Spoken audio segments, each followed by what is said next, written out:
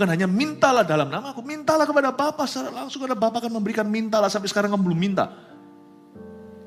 Mintalah supaya sukacitamu penuh.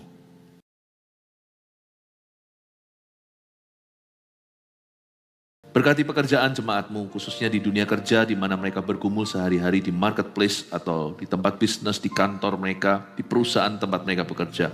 Hamba berdoa supaya jemaat dikasih hikmat, kasih ketabahan, kasih sukacita. Terima kasih Roh Kudus, sampaikan sabdamu melalui mulut hambamu, nyatakan pewahyuan sederhana, namun yang baru menjadi rema. Dalam nama Yesus, haleluya. Amin. God bless you, kasih tepuk tangan untuk Roh Kudus di tengah-tengah kita. Silakan duduk. Puji Tuhan, memulai tahun ini kita sudah memulai dengan cara yang benar. Breakfast with God diresponi oleh jemaat. Kalau Anda lewat, maka Anda bisa dengarkan ketinggalannya, sekalipun sudah ketumpukan dengan upload-upload berikutnya, supaya dapat pesan yang sama, spirit yang sama, mumpung tahun belum melaju lebih lagi, masih di Februari. Ya. Dan saya mau bacakan beberapa surat dari jemaat Eagle Kids yang berpartisipasi di Breakfast with God, subuh-subuh pagi datang ke gereja pakai seragam. Mereka masukkan surat-surat ke gereja, dan semua surat untuk Tuhan tidak akan pernah kami buang. Saya simpan semuanya, bahkan ada yang di-mailkan datang karena saya mau fisiknya. Saya akan forever cherish anak-anak kecil yang hatinya kayak gitu. Mereka adalah guru terbaik di gereja ini, ajari kita gimana empunya kerajaan sorga. Saya mulai dengan salah satu yang no-name. Ini anak voltage pra-remaja. Dear, GMS for BWG. Dari uang ini saya rindu untuk membangun 1 juta gereja lokal yang kuat. Nolnya ke 3. Dan 1 juta murid Kristus, itu gak salah. Tapi kalau 1 juta gereja, matematika, lalu 1 juta murid, berarti setiap gereja hanya 1 murid atau 1 jemaatnya. Tapi anak ini dapatkan visinya. Dia berkata, saya rindu visi kita tercapai. Dahsyat anak umur segitu bisa nangkap visinya. Jemaat harus belajar, jemaat dewasa. Ada lagi yang dikirimkan dari Jambi, Sumatera, ini yang di-mailkan ke saya. Saya request begitu. Tuhan Yesus, terima kasih karena Engkau selalu mengasihi aku, menjagaku dan berkati aku. Tuhan Yesus, maafkan karena pagi ini di saat orang-orang memberikan semua yang berharga, namun aku tidak bisa memberikan apapun di tahun ini kecuali diriku. Maafkan aku ya Tuhan, salam dari anakmu. Membuat saya terharu. Jangan minta maaf nak. Pemberian diri itu adalah cikal bakal hidup yang dipakai oleh Tuhan. Lalu ada satu lagi ini yang tetap saya bacakan, ini lucu sebenarnya, membuat saya bukan terharu tapi tertawa, dari Kalista. Hello Pastor Philip, tanda serunya banyak di surat ini. Sering-sering ya ke GMS rooftop, terus kalau diajak foto jangan kabur, seru 2. Apa saya sering kabur ya kalau diajak foto? Aku nunggu 3 tahun buat foto sama Pastor Philip, jadi sering-sering ke GMS rooftop, biar foto bareng. BABAY, babai. Luar biasa. Catat di kalender Anda, 26, 27, 28 Juni akan diadakan Eagle Kids Conference. Anak-anak GMS kelas 4 sampai kelas 7 semua akan berbondong-bondong datang ke Surabaya ke GMS Rooftop karena tidak di streaming. Anda mesti datang onsite-nya. Orang tua nanti juga akan ada sesi khusus, pisah sama anak-anaknya, ada waktunya bersama. Dan anak-anak akan diperlengkapi. Salah satunya saya kasih bocoran ya. Salah satunya adalah akan ada namanya Career Day. Sehingga anak-anak itu punya visi. Matematika yang mereka pelajari yang membosankan itu di sekolah, itu bisa jadi apa? Nanti kita akan hadirkan tokoh dari jemaat dewasa, orang-orang CG dan church builder kita, bukan full timer, tapi mereka yang sudah membuktikan dalam karirnya, ternyata matematika bisa berujung jadi insinyur contohnya. Mereka harus punya visi itu. Anak kelas 4, kelas 7 bisa ngerti? Bisa. Bisa. Meskipun masih jauh ke university. Dan mereka juga nanti diajari IPA jadi apa, biologi jadi apa. Nanti ya, termasuk bahasa, agama, itu jadi apa nanti. Musik jadi apa.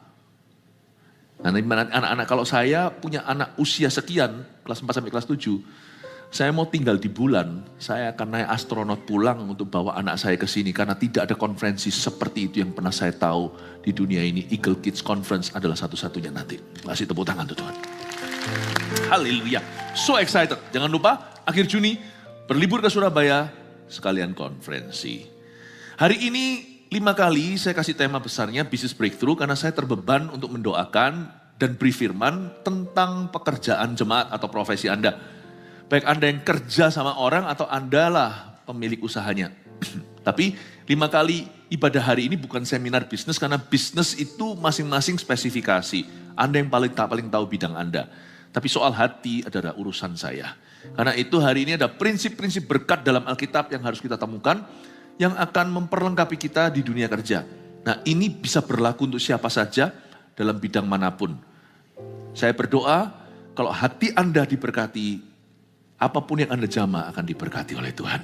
Mari saya ajak kita membuka firman yang terakhir ini dengan judul jalur berkat yang berbeda.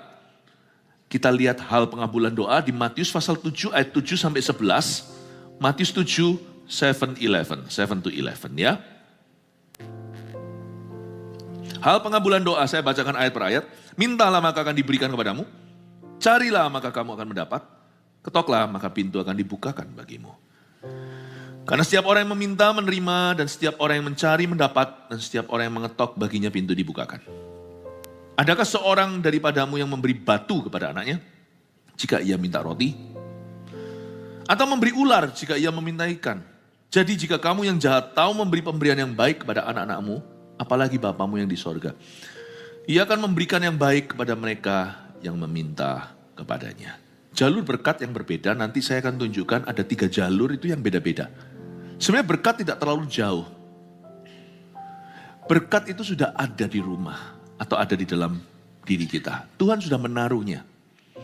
Hanya kita harus mengerti bagaimana cara menghampirinya. Setiap berkat itu ada beda cara penanganannya. Ada berkat simpelnya yang diminta, ada berkat yang dicari, ada berkat yang diketok. Nah, seringkali kita salah kaprah. Di mana kita seharusnya humble enough, cukup rendah hati, just to ask, hanya untuk meminta. Kita buat sulit, putar-putar dulu di padang gurun. Padahal minta saja beres loh. Padahal beres. Ada orang itu yang seperti tali kusut emosinya. Padahal sesimpel itu kalau dia mau humble, kalau dia mau rendah hati, kalau dia mau buang gengsi, bisa loh. Ada berkat yang harus dicari. Anda meminta sampai lidah bibirnya cacat, percuma. Karena sudah ada, tinggal Anda minta hikmat untuk menemukannya. Discovery is the key. Kuncinya adalah menemukan itu. Karena dikatakan di sini setiap orang yang mencari pasti mendapat. Tapi ada berkat yang gak bisa sekali minta. Dicari saja sekali-kali lalu menyerah juga gak akan terima. Ada berkat yang memang harus bayar harga. Ada berkat yang harus diketok dulu baru dibuka. Kita lihat dulu ayat pertama, ayat 7. Mintalah maka akan diberikan kepadamu. Katakan mintalah. You see, ada hal-hal tertentu yang Anda tidak bisa usahakan. Itu kasih karunia. Kita sebagai orang Kristen itu kadang-kadang kedagingan kita itu tebal. Kedagingan maksudnya manusia daging, manusia lahiriah kita itu rasanya kalau masa kan dikasih gitu aja sama Tuhan? Gak bisa lah. Kita harus pikul salib lah, bla bla bla. Ada tempatnya. Tapi ada berkat dan mujizat. It's simply for the asking bahasa Inggrisnya. Cukup kalau Anda mau berdoa, kalutnya pikiran itu tinggalkan sebentar, luruskan akal budi. Cukup humble enough berkata Tuhan, tapi hatinya itu jangan melawan. Baru ngomong Tuhan sudah, kalau gak dapat gimana? Kalau gak didengar gimana? Kalau ternyata doaku ini adalah keinginanku sendiri gimana? Kalau ternyata bukan kehendak Tuhan gimana? Waduh, mau ngomong satu kalimat doa aja, sudah rasanya ada 1001 panah. Gak usah dari luar, dari dalam diri kita. Jangan gitu. Make it simple. Cukup datang ke kaki Tuhan, baik itu saat teduh pribadi atau waktu kita bersama seperti ini. Tuhan itu dengar doa kita di hati. Apa susahnya kita cukup hanya berkata, Tuhan, tolong aku di area ini, aku butuh ini. Dalam nama Yesus, Anda akan terkejut.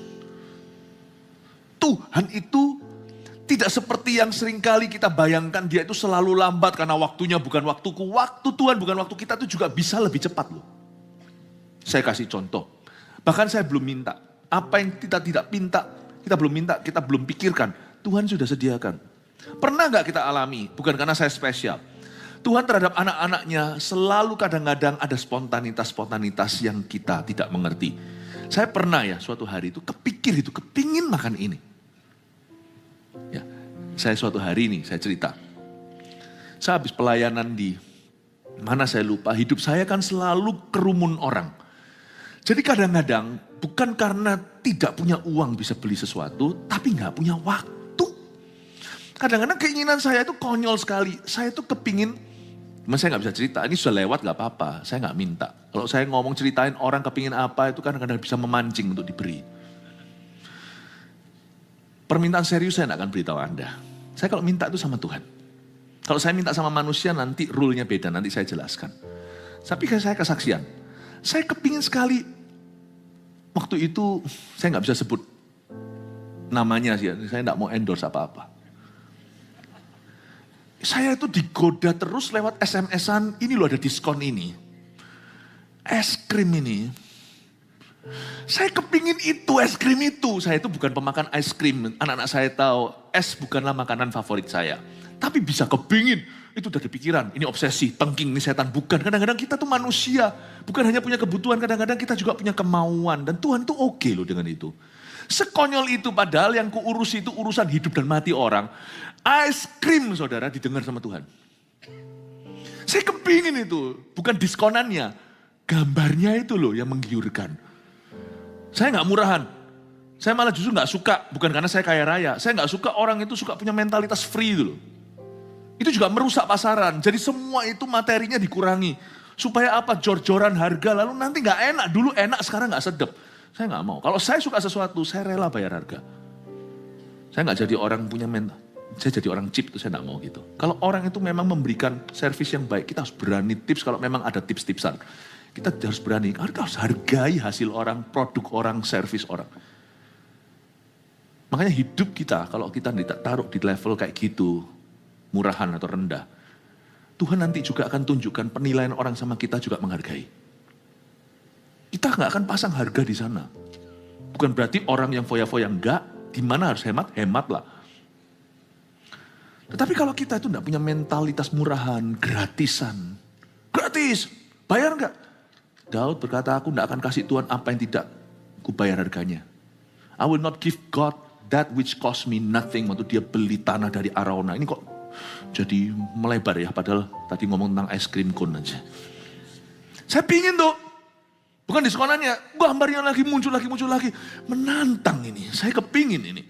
Suatu hari saya masih di sini, lalu habis itu ada ketemu sama kalian ini di bawah. Tiba-tiba baru kepikir, saya ngomong sama istri saya di sini ruang belakang, lalu kita harus ketemu sama jemaat, ada urusan. Saya habis khotbah, turun muncul salah satu coach ya. CGL tuh muncul teman baik. Terus bilang, kok mau ini kok? Baru ngomong sama istri saya, mau. Saya gak mau karena saya itu selalu spontan kalau ditawari kebaikan. Kalau itu tidak berguna untuk orang lain, saya pasti tolak. Saya itu orangnya kalau tahu itu untuk saya, hanya untuk kenikmatan, bukan ada hubungan sama misi untuk orang sekalian, saya pasti berkata no dulu. Tapi istriku tahu, barusan tak beritahu saya pengen itu. Istri saya berkata, enggak. Istri saya juga gak mauan. Tapi hari itu dia tahu, itu momenku. Dia bawa kon gini, makan, kau mau kok? Saya bilang, gak usah, terima kasih. Dalam hati, aduh ya itu yang aku pengen. Itu gak seberapa, itu uang kecil gitu loh maksudnya. Terus tiba-tiba istri saya berkata, oh iya tuh dari tadi Ko Philip ngomong soal itu. Lah, saya mau tendang dia, gak boleh tendang wanita ya kan. Tapi istri saya berkata, gak apa-apa. Oke, gak apa-apa, jangan gengsi. Karena istri saya tahu itu gak seberapa. Itu gak akan merugikan orang. Oke, beli. Akhirnya beli itu. Lalu kita rebutan bayar, gak tahu siapa yang menang hari itu. Akhirnya saya Bayangin, baru 5 menit lalu, saya mikirkan es krim itu. Saya tidak minta sama Tuhan, ngapain kita sambil berlutut, Tuhan beriku es krim. Doa semurahan itu nggak usah lah ya. Tidak perlu doa, kemauan aja. Tuhan anggap itu permintaan, Tuhan langsung kabulkan. Saya hari itu belajar, bukan es krimnya. Saya yang sudah selama ini jadi guru agama ceritanya, mengajari kerohanian. Kadang-kadang saya itu terlalu serius dengan Tuhan dan menjabarkan Tuhan begitu seriusnya. Sampai misi, 1000 gereja 1 juta murid, jiwa-jiwa yang terhilang, yang binasa nanti masuk neraka. Saya jadi lupa, pengalaman itu untuk aku, bukan es krimnya. That God is into the small things in your life too. Bukan hanya great things, bukan perkara besar. Tuhan itu sangat peduli sampai kita, sama kita, sampai rambut di kepala kita itu terhitung semua. Tidak ada satu pun jatuh ke tanah tanpa sepengizinannya. Tuhan itu saking cintanya, Tuhan itu rindu. Bolehkah Anda terima ini sebagai rema? Meskipun ada orang tertentu yang bisa memanipulasi lewat kebenaran ini. Ada orang yang bisa motivasi salah, saya tahu. Tapi saya ambil risiko karena saya percaya jemaat ini dewasa. Bisakah Anda menerima ini sebagai rema bahwa Tuhan lebih rindu mengabulkan permintaanmu daripada kita rindu menerima pengabulan doa? That's your God. Sometimes I forget. Kadang-kadang saya sendiri lupa. Karena pikiran saya kan tentang surga dan neraka. Kadang-kadang perkara sederhana. Es krim cum-cum, cum-cum. Orang sini kalau bilang es krim kon begitu. Ya ampun, raja di atas segala raja. Yang menjaga seluruh jagat raya, semua berputar pada porosnya. Dengan jutaan miliaran bintang di angkasa. Perhatikan, saya kepingin coklat. Hari itu saya pegang kon, itu saya seperti Daud, gak bisa makan. Seperti saya mau persembahkan untuk Tuhan, tapi kalau saya persembahkan ya eman. Ya, aku persembahkan ke sini dulu. Saya ingin cerita dari kesaksian ini, that your God is good and generous. Tahun 2025 jangan merasa Tuhan itu jual mahal. Kalau bisa lama kenapa dibuat cepat? Kalau bisa susah kenapa buat mudah? Tuhanmu tidak birokrasi. Apa yang dia langsung kabulkan, dia pasti kabulkan. Tidak usah Anda itu ragu kalau itu akan Tuhan delay till tomorrow atau Tuhan akan lelet, sengaja lama-lamain, ulur-ulur waktu sampai esok hari. Tuhanmu tidak gitu, jangan salah paham. Karena itu ada kalimat di ayat 8, karena setiap orang yang meminta, menerima. Itu fakta sama dengan setiap orang. Kalau ada orang yang lompat dari tingkat 10, pasti terluka. Itu gak usah beriman. Itu sudah realita, itu sudah fakta. Barang siapa minta, menerima. Cuman kita sering gembar-gemborkan karena banyak orang Kristen yang tidak dewasa, banyak bayi rohani yang ngawur. Karena itu kita selalu disclaimer hati-hati. Kalau kita minta, gak tentu dapat seperti yang kita minta. Gak tentu sesuai ekspektasi, itu ada benernya. Supaya kita hati-hati, jangan lekas kecewa. Tapi kerap kali yang kurang fair adalah bagian yang satunya lagi, kurang diekspos. Izinkan saya mengeksposnya hari ini. Sometimes and most of the times, many times, kalau kita meminta sesuatu yang berkenan di hati Tuhan, kita meminta sesuatu yang benar-benar tidak melanggar firman, sometimes, many times, berkali-kali. Tuhan gak pakai bilang later atau nanti. Dikabulkan langsung, bahkan sebelum kau mendoakannya dikasih. Jangan stres please, Tuhan itu baik. Tapi kadang-kadang kita gagalnya itu meminta. Karena kita sendiri terlalu ruwet sebelum minta. Kalau minta gini. Terlalu banyak perdebatan di dalam diri sendiri, bukan setan loh ya. Kita debat sama pikiran sendiri, yang selalu menentang dan melawan. Izinkan saya mengingatkan bahwa Tuhanmu itu murah hati. Many times doa dikabulkan sesuai dengan permintaannya. Saya ulang, berkali-kali, terlalu sering, tapi karena kita itu menganggap itu sebagai biasa, kita tidak menyadarinya. Sebenarnya berkali-kali di hidup kita kalau kita mau jujur, Allah kita itu mengabulkan doa persis sesuai yang kita minta. Cepat lagi, gak pakai lambat. Kadang-kadang mengejutkan seperti pengalaman saya. Itu bahkan bukan permintaan, cuman keinginan. Kepingin saja dikasih kayak gitu. Ya karena Pastor Philip kan dekat sama Tuhan kan. Enggak, sama Adam dan Hawanya. Sama. That's how good your God is. Beritahu kanan kirinya, Tuhan itu baik dan mengasihimu. Tolong sampaikan pesannya Tuhan kepada orang sebelah. Amin. Sama Tuhan itu yang berani minta. Tapi katanya pendeta enggak boleh minta-minta. Ya, sudahlah, pendeta itu cuma mau jaga aja. Supaya jangan sampai Anda keluar jalur. Dan itu benar. Baik ada hamba Tuhan yang mengingatkan. Tapi saya tunjukkan intisarinya ya kepada siapa yang meminta. Karena setiap orang yang meminta, menerima. Jadi jangan sungkan sama Tuhan. Katakan lagi kepada orang belakangnya, sadar, jangan sungkan sama Tuhan. Haleluya. Minta itu ada berkat yang tidak perlu rumit. Cukup simply for the asking. Kalau Anda minta, Tuhan beri. Tapi sekali lagi, nih selalu kepancing terus disclaimer dasar hamba Tuhan selalu begitu. Ya gak apa-apa lah, papa itu kan selalu hati-hati. Hati-hati gini ya, mama juga sama hati-hati. Kadang-kadang gak apa-apa juga overprotective. Tapi lupakan sifat overprotective kami. Itu hanya karena mengasihimu tidak mau Anda sampai jadi salah hati. Tapi sebenarnya ya, coba baca lebih lanjut. Kalau Anda bisa lihat simple saja, pesan yang saya bawa adalah Tuhan mengabulkan doa lo. Persis seperti yang kau minta. Sudahkah kau minta? Saya jadi ingat perkataan Yesus. Sampai sekarang kok belum minta? Yesus tegur muridnya.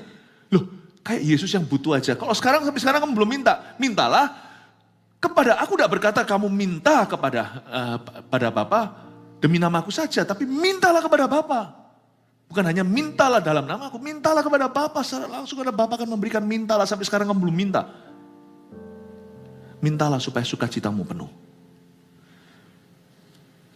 Kadang-kadang kita itu sudah terlalu dewasa, kita kurang menjadi kanak-kanak.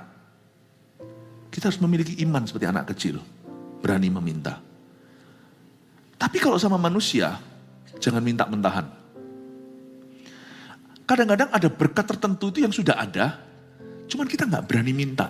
Misalnya kita mau janjian sama orang, wah rumit sendiri. Padahal kalau minta waktu, kadang-kadang tiba-tiba dikasih. Jadi jangan masuk di dalam satu area namanya asumsi. Yang penting kita harus punya harga diri. Misalnya kalau saya punya masalah dalam pekerjaan, minta hutangan itu jangan dibiasakan. Nanti jadi tukang ngutang. Kita harus punya harga diri. Sekalipun kalau kita punya bisnis pekerjaan itu lagi terpuruk, jangan dengan gampang minta kemurahan orang. Jangan jual dirimu. Saya punya satu prinsip dalam hidup saya, ya, yang sampai hari ini tetap saya pegang, yaitu saya tidak akan mudah minta sama orang. Kalau sampai kita perlu minta sama satu orang, misalnya dalam konteks pekerjaan kita bermasalah, maka jangan minta mentahannya, yang penting mentahannya. Aku minta dong bantuan, sana kan punya uang. Itu langsung kita posisinya rendah. Kalau Anda minta sama manusia, mintalah kesempatan. Mintalah kesempatan. Bukan misalnya, saya enggak minta pinjaman, saya enggak minta uang. Tapi saya punya dagangan, mungkin ini itu, saya punya dagangan, saya bisa enggak, ini kan bergerak di ini, kasih saya kesempatan untuk bisa menjual produk saya. Ada sesuatu timbal balik yang Anda beri. Jangan pernah kita sebagai orang Kristen itu gampangin orang. Gampang suruh orang minta tolong sama orang. Gampang suruh orang berbuat sesuatu. Doing a favor for us. Atau melakukan sesuatu untuk kita. Tolong ya, sana bisa bantu saya gini. Jangan mudah. Karena anak-anak Tuhan itu semuanya royalitas. Anak-anak Tuhan semuanya royalty. Anak-anak Tuhan itu semua bangsawan. Jangan gampang minta pertolongan sama orang. The other day, kemarin barusan, pulang potong rambut. Wah, jadi tahu rambut saya potong. Saya sama istri saya nyetir sendiri. Waktu saya nyetir sendiri lalu tiba-tiba tergerak ada satu bapak-bapak di stop-stopan itu ya. Ini bukan orang minta-minta ya. Dia jualan, ada dagangannya. Dia jual apa gitu loh, Dia jualan apa? Udah tua. Istri saya nggak bilang, nih kasihkan orang, kasih bapak itu. Udah nggak usah tahu nominalnya, kasih. Saya turunkan, Pak. Ini sudah mau hijau nih. Pak, dia datang dari jauh. Saya kasih uang, Tuhan berkati. Dia pergi, baru sadar, oh iya, dia jualan. Dia balik loh itu sebelum hijau. Dia seperti ketok saya, kayak ketok ini, kaca. seperti itu dan berkata, loh gak mau ini tah? Saya bangga. Saya bangga. Dia tidak pernah matanya pada mentahan. Seorang pedagang, cuman dia belum punya kesempatan. Dia pedagang kaki lima lah ceritanya di jalanan, tapi dia gak ngemis seperti anak-anak yang jauh lebih muda. Ini orang tua banget, bapak-bapak. Dan dia ke situ memberikan satu jasa atau memberikan satu produk sebagai timbal balik. Akan ada timbal balik, ke sana kasih saya uang, saya kasih Anda sesuatu yang Anda mau, yang butuhkan atau inginkan. Entah itu mainan, entah itu tisu, entah itu apa. Saya tidak tahu apakah legal ya di jalanan gitu. Tapi saya nggak tahu, saya nggak peduli, saya nggak usah mikir terlalu jauh. Saya kasih orang itu uang karena istri saya langsung sodorkan uang itu, kasih. Oke, kasih. Ya, nurut sama istri, happy wife, happy life. Istri saya itu suka memberi orangnya. Saya belajar dari dia. Nah, waktu saya kasihkan gitu itu, orang itu enggak mau terima mentahan. Sehingga saya paksa karena lampu udah hijau. Udah Pak, Ustaz, terima kasih. Oh iya, terima kasih. Apa, saya jalan. Saya syukur pada Tuhan. Saya sangat respect dengan Bapak itu, saya enggak tahu namanya siapa. Bahkan mungkin bukan orang Kristen, dia punya harga diri. Kalau kita minta sama manusia, beda sama minta sama Allah. Karena di hadapan Tuhan, kita itu hancur hati. Di hadapan manusia, kita itu witness atau kita itu saksi Kristus. Jaga wibawa. Jangan gampang suruh orang lakukan sesuatu untuk kita. Jangan gampang. Sesuatu harus ada sesuatu yang Anda kembalikan. Apa kayak sesuatu? Kalau kita memang minta bantuan, mintalah dalam bentuk kesempatan, sesuatu yang merupakan talentamu, persembahkan, kasih aku kesempatan, aku tidak mau Anda merugi, saya tidak mau Anda bantu saya sia-sia, aku harus tunjukkan gratitude atau rasa syukurku, aku harus tetap bisa memikirkan, what's plus for you, apa nilai lebihnya untuk Anda. Orang seperti itu jalur berkat, pahami. Ada suatu kali kita mengadakan suatu acara amal. Saya nggak perlu cerita yang mana. Waktu amal itu kan saya datang diantaranya. Pelayanan kami itu kan diverse ya, luas, bukan hanya di gedung gereja. Cuman kita itu tidak semua bisa diliput pelayanan. Kalau diliput, dibilang pencitraan nanti. Pelayanan kami itu dari Sabang sampai Merauke bukan geografi. Dari tangga masyarakat yang paling sini sampai paling atas itu kami kena semua. Kami dikasih Tuhan kemampuan untuk bicara ke orang hulu ke hilir di dalam anak tangga in society. Suatu hari waktu saya layani gini, semuanya itu dikasih for free. Saya masih ingat. Tapi setiap kali jalan, saya selalu disentil sama 10, 20, 30, 40, 50 orang, semua sentil begitu. Yang kami butuhkan itu sebenarnya kan mentahannya. Saya lewat lagi kan, padahal kita kasih mereka apa yang mereka sangat butuhkan dan mendesak. Tapi ujung sini sampai ujung situ saya dimintai uang. Loh, saya tidak keberatan, tapi saya tahu itu bukan solusinya. Dengan senang hati. Tapi puji Tuhan, apa yang kita bantu dan dukung, semuanya itu masuk ke kas yang jelas. Misalnya di gereja kita ada MSP, ada misi penginjilan, ada misi kemanusiaan, semua itu ada kantong dan jelas, semuanya itu channelnya itu jelas. Kita ini, saya termasuk pemberi. Dalam hal ini tidak ada pendeta dan pengusaha, ibu rumah tangga, mahasiswa. Kita semua itu sama-sama giver. Hati itu aman, nyaman, tentram. Tahu kalau di gereja itu dengan tertib semua tersalurkan. Jadi kita tidak dibohongi dan kita juga tidak ngawur, tidak gegabah. Tapi pada waktu saya sendiri cemplung, saya masih ingat. Ujung jalan ke ujung jalan. Saya dimintai terus. Itu saya sedih di hati saya meskipun bukan 17 Agustus. Saya berdoa supaya Tuhan ubahkan mentalitas bangsa dan negara kita. That's why we are poor. Mentalitasnya itu loh. Poverty. Tidak ada harga diri.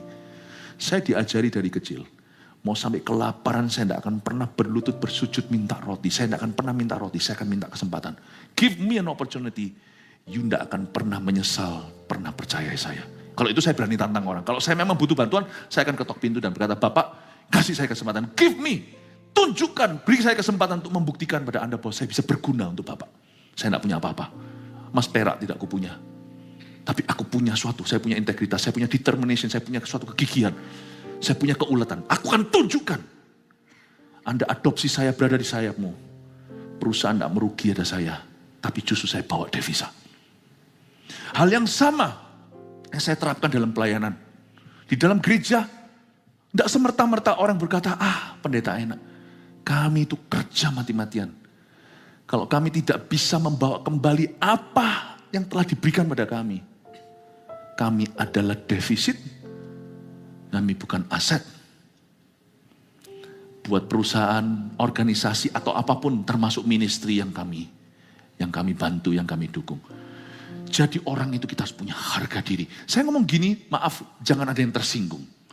Mungkin beberapa kita belum teruji karena kita berkecukupan. Tapi kalau kita tidak punya,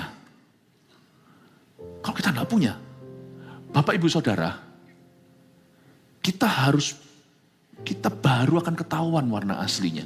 Yang penting kita harus ajarkan mentalitas seperti ini kepada anak cucu kita. Ini juga bisa menjadi masalah orang-orang yang berada, karena anak cucunya belum teruji. Lahir sudah berkecukupan. Janganlah kita tidak perlu latih anak-anak kita sampai mereka harus ditaraf, dibawa kemiskinan, tidak perlu. Tapi mentalitas dan value nilai itu harus turunkan sedini mungkin in their life. Waktu saya dulu pelayanan di Ungaran bersama dengan Pastor Yohanes, waktu itu Pak Samuel Handoko adalah gembala sidang setempat. Saya bawa uang dari Kanada karena itu liburan saya. Dari uang saku saya yang saya disiplin sendiri untuk untuk saya tabung, itu saya bawa karena waktu itu ayah saya bukan orang Kristen, belum. Beliau tahu akhirnya saya sekolah pendeta, saya tidak mungkin berkata, mau sekolah pendeta, Tuhanku akan jaga. Saya punya gengsi seperti Nehemia, dia sudah gembar-gembor cerita tentang Tuhannya lalu minta tentara serdadu untuk lindungi dia sampai kembali ke Yerusalem. Kan dia malu, dia memilih untuk puasa, dia beritahu. Karena aku sudah kesaksian di hadapan raja, masa sekarang minta bantuan raja yang bukan anak Tuhan. Saya tidak pernah ngomong sama papa saya. Tapi yang saya tabung, saya sudah punya budgetnya tiap minggu, berapa saya kasih persepuluhan. Saya akan minta karena itu bagian saya sebagai anak, tapi saya sebagai pendeta, cikal bakal pendeta sedang dalam proses Tuhan, saya tidak boleh minta ekstra sekalipun papa saya berkecukupan. Saya tidak boleh gampangkan bahkan orang tua saya. Mama saya lain cerita karena ibu saya orang Kristen dari dulu, papa saya bukan. Saya tidak boleh karena saya harus perhatikan imannya. Banyak orang-orang Kristen menjadi batu sandungan buat orang non-Kristen soal uang. Ini tidak akan jadi batu sandungan, tapi saya terlalu gengsi. Gengsi saya menurut saya itu ada hubungan dengan kemuliaan Tuhan. Tuhan yang kasih saya. Job ini, Tuhan pasti bertanggung jawab. Uang saya ada, saya sudah berbesar hati. 3 bulan di Ungaran, lalu saya kembali ke Vancouver, Kanada. Cukup ini, karena saya sudah bawa dari dolar. Ya kan, saya bawa. Tahu enggak, saya tinggal satu ruangan dengan orang-orang, dengan teman-teman yang sekolah teologi ya, bayangkan. Ingat enggak, uangku dicuri habis tinggal sisa sedikit. Sedangkan waktu saya di Ungaran masih sisa 2 bulan. Makan apa gua? Gak pernah dalam hidup saya, mobil ada banyak, rumah besar. Saya gak ngomong ini asal bunyi, kamar saya ada jacuzzinya, ada sauna, dua-dua ada di kamar mandiku. Saya gak ngomong ini membual karena kami bukan dari keluarga yang kaya raya, tapi kami tidak kekurangan. Saya jadi pendeta bukan untuk cari roti. Saya buang roti ke lautan baru jadi pendeta. Lalu tidak pernah seumur hidupku, saya harus lihat toko roti di depan masih ingat? Itu harga 200 perak atau berapa? Ada ibu-ibu yang jaga. Itu saya harus budgeting dulu. Kalau aku makan sekarang 200 perak, karena dicuri uang saya di asrama itu. Uangku tinggal sedikit, tapi pencurinya itu baik hati. Dia sisakan sedikit untuk roti. Dia gak ambil ludes, kayak rasanya itu pencurinya Kristen. Gak pernah dalam hidup saya harus nunggu. Padahal kalau saya bel papa saya, dana langsung tiba. Tapi saya terlalu gengsi untuk minta sesuatu yang bukan di juridiksinya. Karena ini latihan iman Tuhan untuk saya. Karena ini panggilan jadi pendeta sudah bukan saya sebagai anak. Saya harus lepas. Saya masih ingat kok waktu itu terbang naik pesawat. Zaman dulu saya tidak sebut brandnya, tidak sebut nama airline-nya. Zaman dulu, sekarang sudah ada pesawat itu. Ini selalu ada yang namanya sandiwara. Saya kira nanti ada drama kreatif ministry. Bukan yang disebut sandiwara, itu lotre. Jadi suatu hari waktu saya punya boarding pass itu sudah sampai pergi ke Jawa Tengah. Ya, kadang-kadang saya tidak naik. Karena percaya diri kan tidak masalah, terbang terus. Karena uang saya dolar kan. Tapi waktu setelah dicuri terbang lagi. Pulangnya pakai apa? Tiba-tiba pada waktu ada sandiwara, itu artinya nanti ada tiket kembalinya itu free. Saya kasih boarding pass ke pramugari. Dia bilang, nanti Pak, nanti Mas, masih nanti, ini belum dibacakan. Sudahlah, Anda bawa aja Mbak. Ini orang lihatin saya seperti Anda itu waras, bawa aja daripada 2 kali jalan. Loh, Mas enggak tentu menang. Loh, bawa aja. Nomor saya yang disebut. Saya bolak-balik naik pesawat itu begitu dulu. Dapat yang namanya sandiwara, saya dapat kembalinya. Tuhan itu pelihara. Jadi kali ini waktu uangku dicuri, saya naik bandingnya ke Tuhan. Gak pernah dalam hidup saya lihat roti 200 rupiah. Rupiah loh, zaman itu 30 tahunan. Saya mikir 7 kali. 200 perak. Karena kalau saya hitung masih 2 bulan. Nanti sebulan terakhir saya kelaparan. Kalau saya mau jajan makan, tidak ada uang. Lalu saya berlutut sama Tuhan. Saya berkata, Tuhan, aku minta sama Tuhan. Aku minta Tuhan kirimkan uang. Karena Tuhan tahu meskipun aku hamba Tuhan, aku sering puasa, tapi aku ini juga masih pertumbuhan. Aku ini masih lapar Tuhan. Makanku banyak, gak berat percaya. Undang saya, Anda kan tahu makan saya seberapa. Jangan undang saya. Nanti rebutan bayar sama saya. Saya berkata, Tuhan, tiba-tiba ada kerabat datang lewat. Zaman belum ada tol, bisa mampir di Jawa Tengah. Kerabat itu bukan orang Kristen, malah justru agama lain. Tiba-tiba berasa, ini untuk kamu. Saudara papa saya.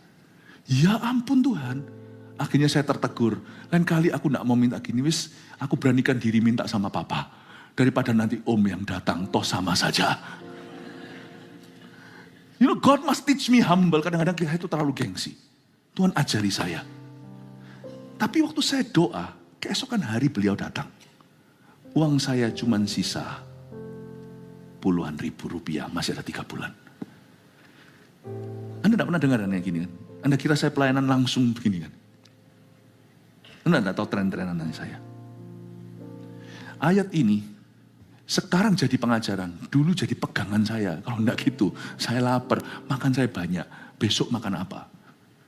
Saya ingin Anda untuk mengerti sesuatu bahwa minta itu adalah jalur komunikasi dengan Tuhan. It's okay, you know.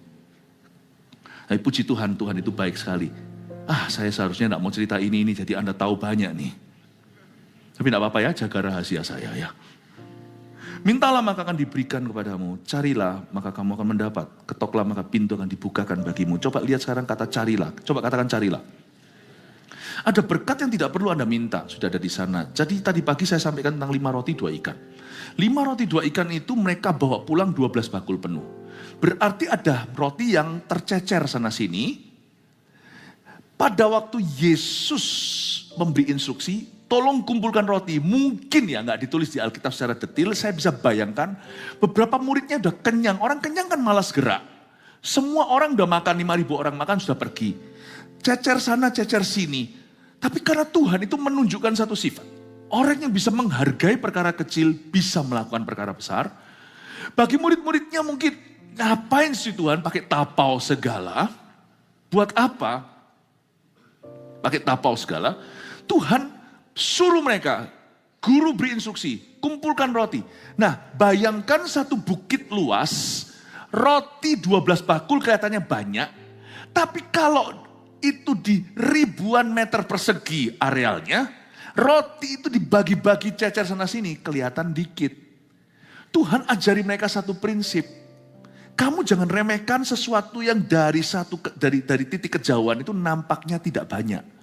Tapi kalau kamu sengaja kumpulkan, nanti pulang kamu bawa ke mertuamu, hai Petrus. Kamu bawa nanti ke keluargamu, hai Yakobus. Kamu bawa pulang, hai Bartolomeus. Tidak perlu aku buat mujizat lagi. Tidak semua itu penyediaan Tuhan itu by miracle. Ada berkat yang tidak kau pungut.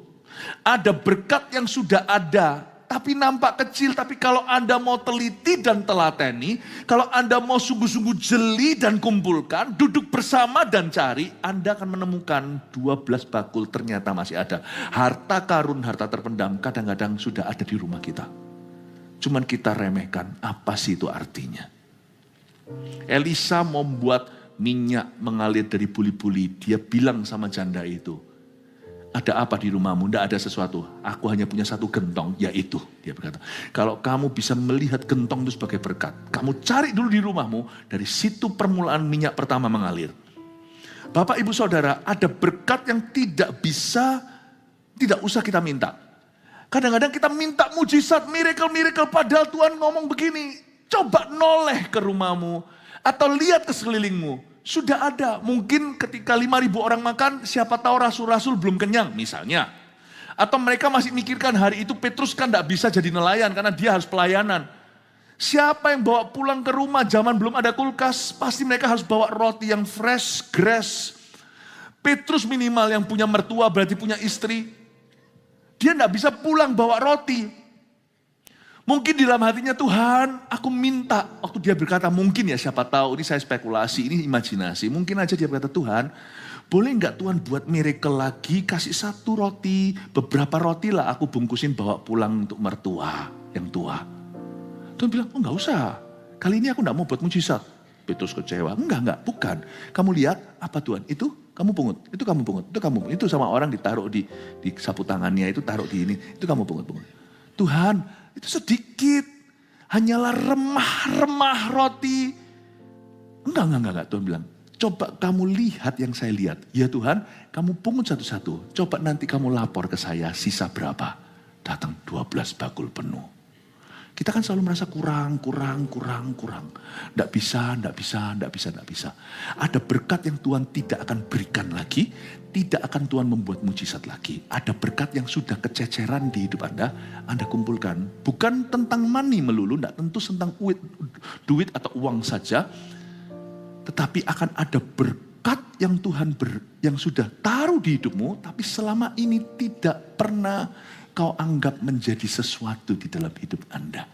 Mungkin pekerjaan lagi susah, misalnya seseorang baru di PHK. Tapi kalau Anda mau jeli melihat, mungkin ada talenta tertentu, ada orang bisa masak, ada orang bisa ini itu.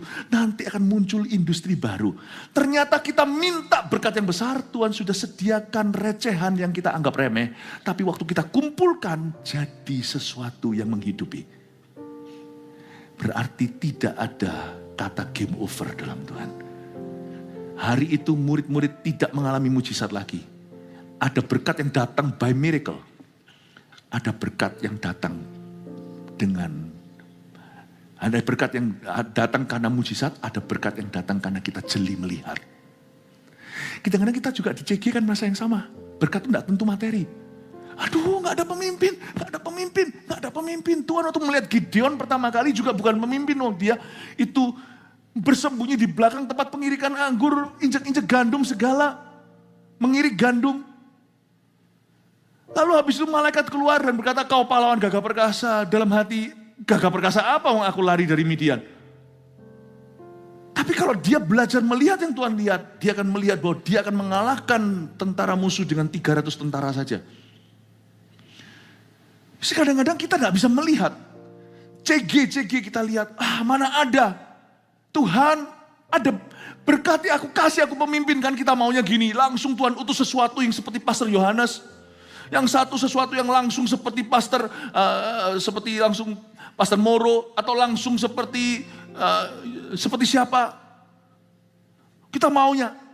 Di depan kita semuanya orang yang masih struggle imannya. Orang-orang yang masih belum lengkap pemahaman Alkitabnya. Aduh Tuhan bilang kamu jangan minta pemimpin. Kamu lihat ke dalam. Apa Tuhan? Gideon semua. Semua lari dari masalah. Tuhan bilang, coba kalau kamu lihat ini. Dan kamu bisa temukan jiwa kepemimpinan mereka.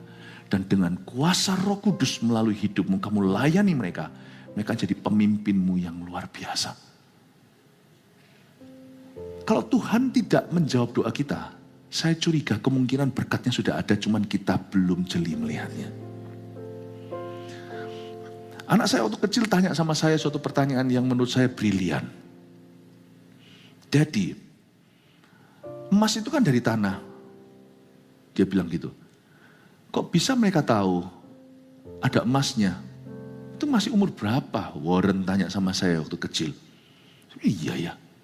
Hanya mata jeli dan orang-orang yang bisa mengelola yang tahu di dalam lumpur itu digini-ginikan ada emasnya. Bukankah Irian Jaya banyak yang begitu di Papua?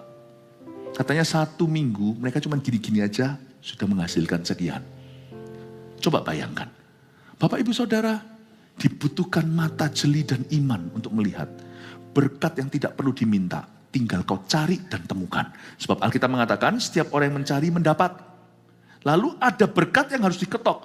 Setiap orang yang mengetok, pintu akan dibukakan bagimu. Jadi ada berkat yang Tuhan berikan, jalur ketiga adalah berkat yang tidak akan tiba sebelum Anda bayar harga cukup untuknya. Dan sebelum Anda mengetok-ngetok itu nggak ada orang. Kalau orang ngetok yang gimana ya? Orang kalau ngetok nggak niat itu gini loh, knock. Lalu nanti ngomong sama, aku sudah datang ke rumahmu, kamu nggak buka pintu. Aku nggak dengar ketok aja, sudah. Coba tunjukkan lagi kamu ngetoknya gimana. Tok.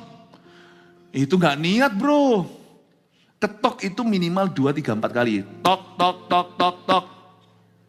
Tok, tok, tok, tok, tok, tok, tok, tok, 7 kali. Ada berkat yang memang terasa lamban. Datangnya itu kok nggak tiba-tiba. Ada doa, minta-minta. Enggak. Tapi kalau Anda tekun, ada berkat yang akan diberikan lewat ketekunan. Bahkan lewat puluhan tahun. Kalau saya lihat dokter misalnya, ponakan saya adalah seorang dokter. Itu kerjanya, makanya saya berkata orang mau jadi dokter itu juga panggilan. Udah sekolah lagi, udah sekolah gini, masih praktek lagi, masih gini untuk sampai license, sampai dapat izin praktek itu. Aduh, susahnya. Jadi pendeta juga sama loh. Wah, yang benar, yang tulen, bukan cuma karbitan itu selalu tidak gampang. You see, kadang-kadang lewat belajar, karena itu anak-anak muda di tempat ini jangan kau remehkan. Karir itu dimulai dari bangku sekolah. Mungkin Anda nanti tidak akan ingat matematika, tetapi cara matematika menempamu akan menunjukkan nanti Anda segigi apa waktu Anda berurusan dengan perkara-perkara yang tidak Anda pahami di dunia kerja nanti. Sebenarnya saya bilang, karir kita itu mulai dari bangku sekolah. Decades of studying hard. Karena itu anak muda tidak boleh kita itu hanya bergantung pada berkat yang diminta atau yang dicari. Anda harus tekun di berkat jalur ketiga. Anda harus jadi pengetok-pengetok yang dahsyat dalam kerajaan Allah. Decades atau puluhan tahun studying. Itu ternyata Tuhan hitung dan perhitungkan. Bapak Ibu Saudara, ada pintu berkat yang tak akan terbuka sebelum Anda tahunan mengetok. Jadi menurut saya, ada berkat per hari ini dalam hidupmu, baik itu pernikahan, terutama pekerjaan Anda, yang nanti Tuhan berikan 10 tahun dari sekarang. Jadi itu bukan tidak masuk dalam visinya 2025 untuk hidupmu. Tapi jalani 2025 dengan tekun. Ada berkat tertentu yang akan Tuhan berikan nanti pada waktu tahun 2035 di hidupmu. Tapi kalau Anda dan saya bolong, bolos, dan malas, itu tidak akan nyampe kalau ketokan kita tidak niat. Kalau kita ketok meskipun banyak, tapi kalau putus-putus, tok-tok lalu lari, makan bakso dulu, tok-tok, minum es teler dulu, tok-tok sekalipun Anda ketok ratusan kali, tetap gak mempan karena Anda tidak konsisten. Ada berkat yang diberikan hanya lewat ketokan yang konsisten terus, dan itu bisa hitungannya tahun. Jadi saya itu tiap tahun, meskipun masuk tahun itu dengan visi baru, saya itu juga punya pandangan jauh. Bahwa saya curiga kalau Tuhan izinkan kita semua hidup selama itu, the blessing God is reserving for me. Tuhan sedang RSVP berkat itu untuk hidup saya, untuk anak-anak, untuk keluarga saya, untuk gereja ini. 5 tahun ke depan, ada berkat yang Tuhan sudah siapkan untuk 2030 untuk kita. Dan sekarang ini yang kita jalani adalah puzzle-puzzle kecilnya. Itulah sebabnya orang pacaran harus punya visi ini. Tidak boleh orang pacaran, saya ajarin pada anak-anak muda. Nggak boleh kita hanya mikirkan cuma pacaran doang. Masa seserius itu? Iya. Pacarannya nanti waktu kita ketemu nggak usah serius, nggak apa-apa. Tapi visimu harus serius. Karena hidupmu bukan lelucon. Masa depanmu itu bukan joke, bukan sebuah joke. Kalau kita pacaran, anak-anak muda, itu harus mikirnya ke depan. Saya dari sejak umur 18 terima Tuhan, sudah diajari sama Roh Kudus. Pikiran saya adalah pernikahan. Jadi saya bukan cari pacar, saya cari istri. Dari sejak saya bertobat, saya langsung punya pandangan yang beda. Aku cari istri, bukan cari pacar. Kalau cari pacar, bisa keliling dating. Kalau cari istri, saya harus berdoa dan serius dan libatkan orang-orang yang bertanggung jawab di hidup saya. Seperti orang tua saya, gembala saya. Dan saya pikiran, waktu pacaran, saya itu sedang mempersiapkan rumah tangga. Belum kenal anak, wong saya sendiri masih bocah, waktu saya sendiri masih usianya remaja. Tapi saya sudah mikir suatu hari, I will have children. Dan saya tidak mau anakku membalas aku. Prinsip saya itu lugu. Aku tidak mau anakku yang kutabur yang salah, nanti aku tua yang salah pula, nanti suatu hari anak saya balas saya. No. Aku harus punya otoritas berkata sama anak saya, don't sleep around. Aku harus punya otoritas berkata sama mereka, pacaran harus kudus. Karena itu sekarang juga waktu aku pacaran, waktu ketemu tidak usah serius. Kalau serius terus, oh haleluya. Karena nanti jadi bosan. Pacaran itu juga makan, nonton dan sebagainya. Tapi dengan visi yang menjagai bahwa nanti suatu hari, kemungkinan besar aku akan punya anak sama orang ini. Dan aku tidak mau pada saat itu aku sesali perbuatanku hari ini. I will not do anything that I could be sorry. Suatu hari. Ada berkat yang hanya didapat kalau kita ngetok dengan benar. Ada berkat yang harus punya pikiran jauh. Ada berkat-berkat itu jangan selalu semua itu short term atau jangka pendek. Amin? Oke, sedikit lagi. Lalu saya selesai. Ayat 9 aja, lalu saya selesai. Adakah seorang daripadamu yang memberi batu kepada anaknya jika ia meminta roti? Di sini ada hikmat di balik setiap kata tidak dari Bapa. Kalau Anda tahu ada yang namanya blessing in disguise atau yang namanya berkat terselubung, juga ada kutuk terselubung. Kalau semua doa kita dijawab ya sama Tuhan, kita bisa celaka loh. Saya hari ini kalau review kembali, makanya itu jangan lupa doamu sendiri. Jadi orang itu tidak boleh latah, tidak boleh pelintan, jadi orang itu tidak boleh asal-asalan sama Tuhan. Tuhan itu akan melihat rekod kita, apakah kita itu asal-asalan berdoa atau sungguhan. Misalnya asal-asalan berdoa gimana? Siapa di antara kita termasuk saya? Kalau doa makan lah bisa ditoleransi lah. Kita sudah doa makan lalu habis itu doa lagi, siapa ayo? Gak pernah ya, mungkin saya aja. Saya kadang-kadang gitu loh. Udah doa lagi. Loh tadi kan sudah doa. Pernah gitu gak? Ada gak? Atau cuma saya yang orang aneh? Oke ada ya. Kalau doa makan is oke sih. Tapi kalau doa untuk kehidupannya jangan begitu. Saya belajar saya hari ini ingat hampir semua doa saya. Hampir semua. Satu hal yang saya tidak akan lupakan adalah komunikasi saya dengan Tuhan. Kalau Anda mau lupa ini itu, monggo silakan. Lupa movie, lupa apa, gak apa-apa. Tapi doamu sendiri jangan kau lupakan. Karena itu menunjukkan keseriusanmu. Lain kali Anda berdoa ada kredibilitas, ada kepercayaan dari Tuhan. Kalau enggak, Tuhan percaya pun Anda enggak percaya diri. Lain kali doa, aku ya gini. No. Salah satu the worst respect you could lose, atau suatu respect yang Anda bisa hilang. Yang terburuk bisa terjadi adalah Anda bisa hilang respect terhadap diri sendiri. Saya enggak pernah akan disrespect kerohanian saya. Karena saya tahu hidupku bergantung dari itu. Listen to me. Saya ingat semua doa saya. Nah hari ini kalau saya review, untung loh. Ada sebagian doa saya itu dijawab tidak sama Tuhan. Sekarang saya ngerti. Sekarang saya ngerti. Karena dulu saya kira kalau Tuhan jawab ya, saya dapat roti. Tapi Tuhan yang maha tahu, dia mengetahui. Kalau sampai dia jawab yes hari itu, yang kukira roti, kuterima kalah jengking. Untung Tuhan tidak jawab kepada seseorang yang minta jodoh orang itu. Kalau Tuhan jawab, kelihatannya Tuhan baik, kasih Anda jodoh, idaman Anda maunya yang begitu. Justru dikasih batu, ujungnya Anda kecentok sama batu itu bisa cerai sama orang itu. Untung tidak semua yang kita mau Tuhan berikan, karena Tuhan tahu itu buruk untuk kita. Hari ini kalau saya lihat jalan hidup saya menoleh ke belakang dan review. Penting untuk review. Masa review bagi saya paling kaya itu nanti Anda bisa lakukan tahun ini, yaitu di penghujung tahun. Anda review. Baiknya setiap jemaat supaya tahun ini lebih teratur adalah Anda punya agenda pribadi, baik itu elektronik, baik itu saya suka yang fisik. Jadi saya bisa menata tahu apa yang saya lakukan bulan per bulan, minggu per minggu. Mungkin Anda tidak sesibuk itu. Tapi sebelum Anda organize, sebelum Anda bisa manage waktumu, Anda juga tidak akan pernah sibuk karena Tuhan tidak akan memakaimu. Ketika Anda mulai menghargai waktumu, ketika Anda mulai menata hidupmu, jadwal-jadwalmu tidak tentu seperti kita, pendeta jadwal khotbah, tapi ada perkara-perkara yang benar, perkara-perkara yang positif, yang membangun, perkara-perkara yang berguna yang Anda lakukan dan Anda rencanakan minggu per minggu, bulan per bulan. Nanti Anda akan lihat tiba-tiba Tuhan tambahkan. Kalau Anda kembangkan talenta itu, yaitu mengatur waktu, nanti Tuhan akan tambahkan kesibukan, bukan hanya sibuk doang, tapi berbuah-buah. Saya biasanya refleksi dan akhir tahun waktu saya review kembali, ada doa-doa memang sama Tuhan dijawab, tidak.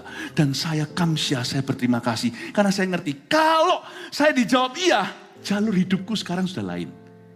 Dan saya rasa tidak sebagus itu. Jangan hanya bersyukur sama Tuhan untuk setiap yes dari dia. Bersyukurlah untuk setiap no. Ini untuk menyeimbangi bahwa Tuhan mengabulkan doa seringkali sesuai aplikasi, sesuai ekspektasi. Tapi ketika Tuhan tidak menjawabnya dengan iya, pada akhirnya Anda mengerti saat itu Anda belum memahami, bersyukurlah bahwa yang kau kira roti kalau diberi itu ternyata batu, ular, dan kalajengking. Untung Tuhan. Untung Tuhan. Untung aku tidak jadi sama orang itu. Untung aku tidak dapat kerjaan itu. Untung aku tidak dapat deal itu. Untung aku tidak dipromosikan. Untung Tuhan. Amin Bapak Ibu Saudara. Itu yang disebut wisdom behind God's nose. Tidaknya Tuhan. Karena kalau kita percaya Tuhan itu baik, ayat 11, jadi jika kamu yang jahat tahu memberi pemberian yang baik pada anakmu, apalagi Bapamu yang di sorga, ia akan memberikan yang baik kepada mereka yang meminta kepadanya. Sebelum saya akan berikan satu nubuatan yang saya janjikan, apa yang saya doakan tahun lalu untuk tahun ini, saya kasih dulu 3 poinnya sebagai summary, sebagai penghujung pesan Tuhan yang saya berikan. Ada 3 jalur berkat yang berbeda yang saya mau presentasikan. Yang pertama, dari kata minta, mintalah. 1, ada berkat yang harus diminta dulu, baru diberikan kepada kita. Tapi saya tadi jabarkan dan saya elaborasi. Minta sama Tuhan itu beda minta sama manusia. Minta sama Tuhan itu bisa apa adanya, sama manusia kita jangan lupa status kita. Kita harus punya wibawa. Kita itu adalah saksi Allah. Jangan pernah murahan dan gampangin orang. 2, ada berkat yang sudah ada pada kita. Jadi percuma kita koar-koar minta. Tuhan tidak akan kabulkan. Karena Tuhan berkata sudah ada. Tapi terlalu kecil Tuhan, tercecer mana-mana. Kumpulkan, coba kamu kumpulkan. Kamu akan temukan sesuatu, nemukan sesuatu. Akan jadi industri tertentu, akan jadi sesuatu pekerjaan baru. Akan jadi sesuatu berkat dalam hidupmu. Ada berkat yang sudah ada pada kita, tapi kita perlu mencarinya. 3, ada berkat yang berjangka panjang. Itu pintu berkat yang terbuka setelah kita berusaha sekian lama. Jadi kau dan aku jangan paksakan. Poin ke-1 saya di khotbah hari ini adalah ada berkat yang tidak bisa. Jangan paksakan berkat sebelum waktu Tuhan. Ada berkat yang baru, bukan berkat saja, pintu berkat terbuka baru setelah kita berusaha sekian lama. Itu berarti berarti juga Anda harus pacaran dengan sungguh-sungguh. Kalau yang di sini masih pacaran, beritahu sama anak-anaknya. Beritahu penjelasan ini kalau anaknya tidak hadir malam hari ini. Anda harus sekolah sungguh-sungguh. Tapi nanti aku tidak ingat itu semuanya. Enggak apa-apa. Allah sedang menempa sesuatu dalam hidupmu. Ya? Oke, sudah selesai ini 3. Di foto ada 1 nubuatan lalu saya selesai. Saya tahun lalu seperti mendapatkan suatu profesi. Saya buka ya 1 ayat aja lalu mari. Yaitu di Yesaya pasal 58, tidak ada perencanaan, jadi tolong multimedia bisa keluarkan kalau bisa keburu, buka. Yesaya 58 ayat yang ke-12. Ada berkat yang Indonesia belum lihat, ada berkat yang orang-orang Kristen harus persiapkan.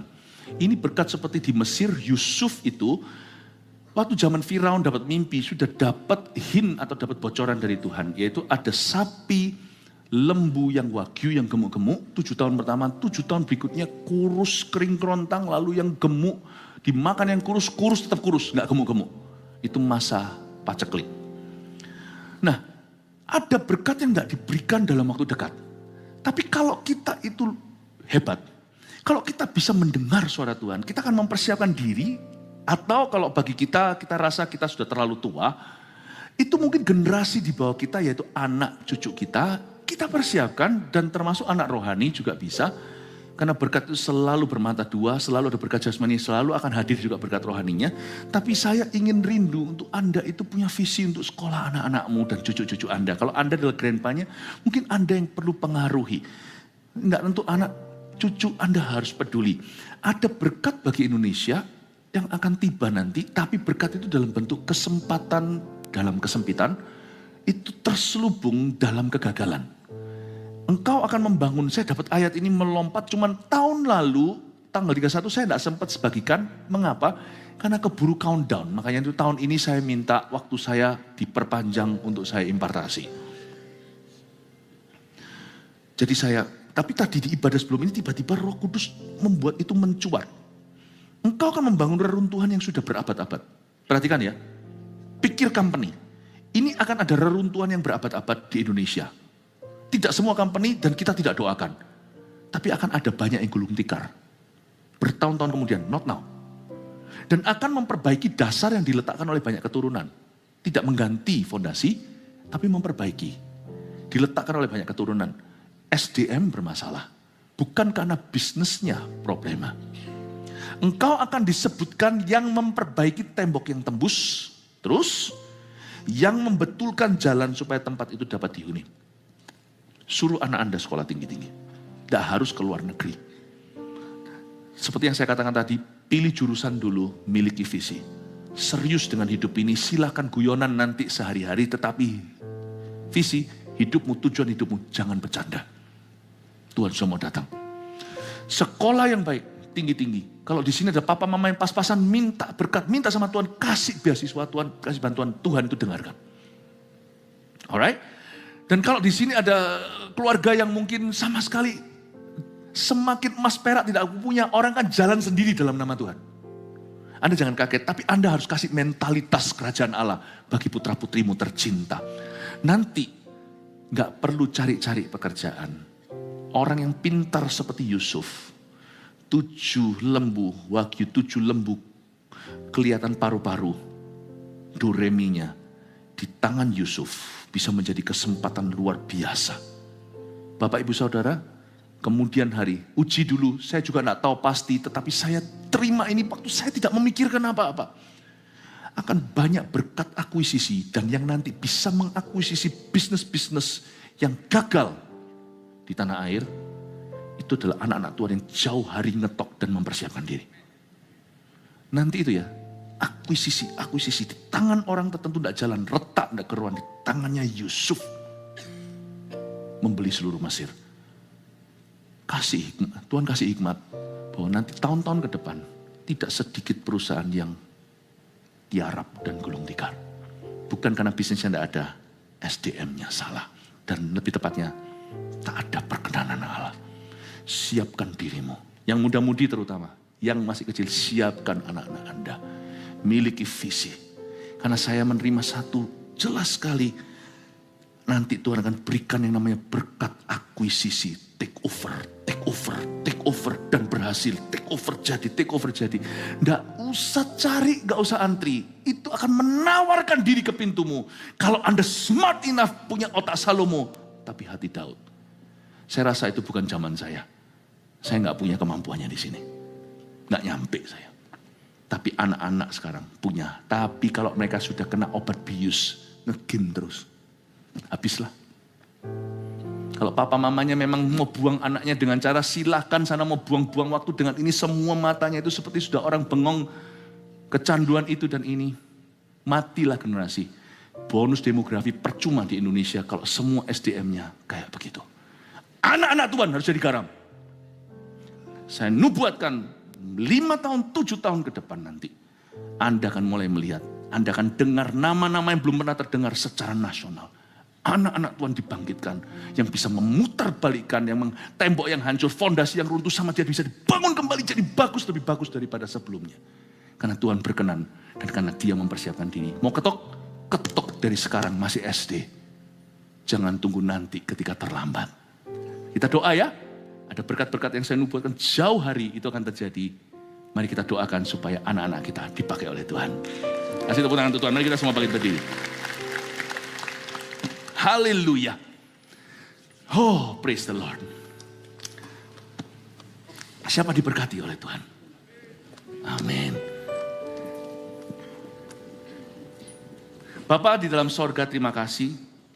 Hamba-Mu minta supaya kalau Engkau memilih skala nasional atau internasional untuk segala sektor bidang dalam dunia pekerjaan, termasuk dalam pelayanan ministry, bukan hanya imamat dan bukan hanya rajani, tapi imamatnya juga. Kalau Engkau memilih hamba-hamba Tuhan yang sungguh-sungguh berdampak bagi bumi, dan Engkau memilih keturunan orang benar yang sungguh-sungguh mengubah setiap sektor di dunia, please menoleh ke GMS. Pilih kami. Pilih keturunan kami. Pilih anak didik kami. Orang-orang yang kami pimpin didik di JG. Pilih Tuhan. Please choose us. Jangan kau lewatkan gereja ini. This is a good church. Gereja yang baik.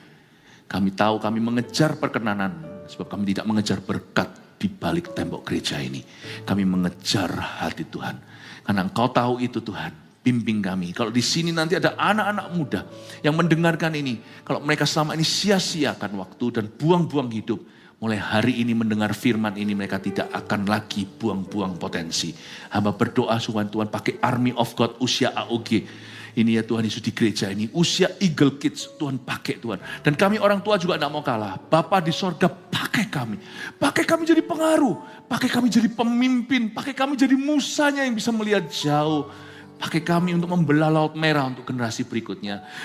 Kami tidak mau ketinggalan. Sampai senior pun tidak mau ketinggalan. Kami berdoa ya Tuhan, use this church.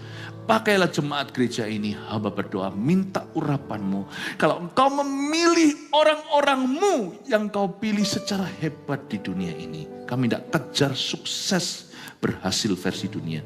Tapi kalau Engkau memakai orang-orang, kalau Engkau memilih untuk memakai orang-orang tertentu secara dahsyat, please consider GMS punya kandidat.